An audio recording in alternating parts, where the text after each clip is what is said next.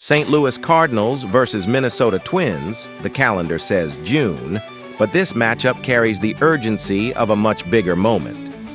St. Louis arrives at 37-29, sitting second in the National League Central and chasing first-place Milwaukee, while Minnesota enters at 31-39, fourth in the American League Central, and searching for momentum before the season slips further away. The projection could not be much tighter.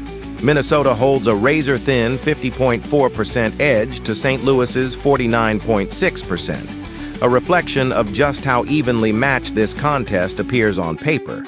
The Cardinals have won 3 of their last 5 and continue to hover near the top of the division race.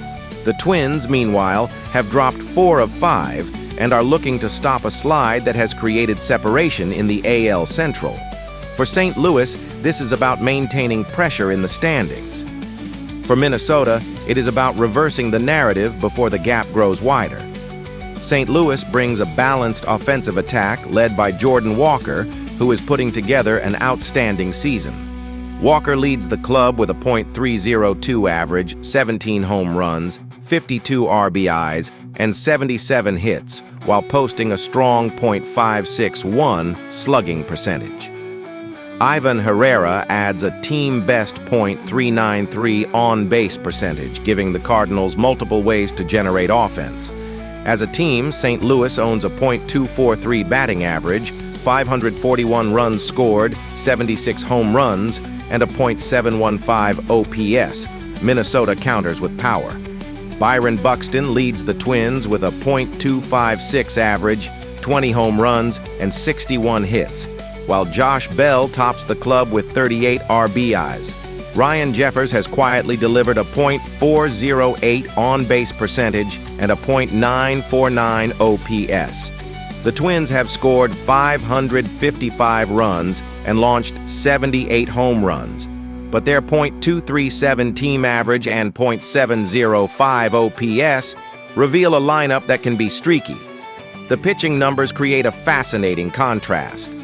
St. Louis owns a 4.02 team ERA and 1.33 WHIP, both superior to Minnesota's 4.78 ERA and 1.39 WHIP.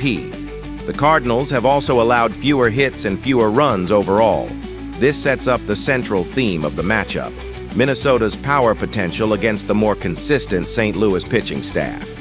Recent form leans toward the Cardinals. St. Louis has won 3 of its last 5 games, including victories by scores of 9-2, 7-0, and 5-3. The Bats have produced 31 runs during that stretch, and the pitching staff has looked increasingly stable. Minnesota has struggled, losing 4 of 5 while surrendering 32 runs. The Twins were outscored 11-0 in 1 defeat and allowed double-digit runs twice, signs of a pitching staff still searching for answers.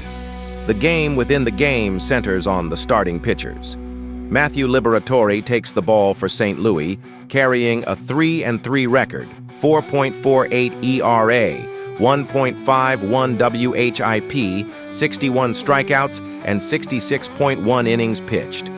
Minnesota answers with Connor Prelip, who is 2-4 with a 5.15 ERA, 1.33 WHIP, 49 strikeouts, and 43.2 innings.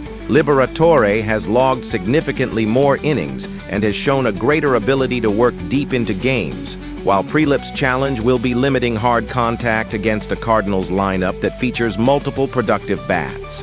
Expect St. Louis to attack early and force Minnesota's pitching into stressful situations. Walker remains the obvious X-factor, capable of changing the game with one swing. Buxton provides the same threat for Minnesota, but the Twins need more consistent support around him.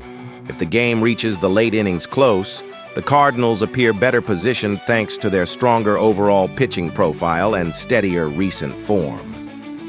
After analyzing both teams, my first pick for this match is Minnesota Twins winner. The margin should be thin, just as the pregame numbers suggest. But St. Louis enters with the hotter lineup, the stronger season-long pitching metrics, and better recent momentum. In a matchup expected to be decided by execution in key moments, The Cardinals hold the edge and should find a way to leave Minneapolis with a critical victory. My second pick for this match is total over 7.5.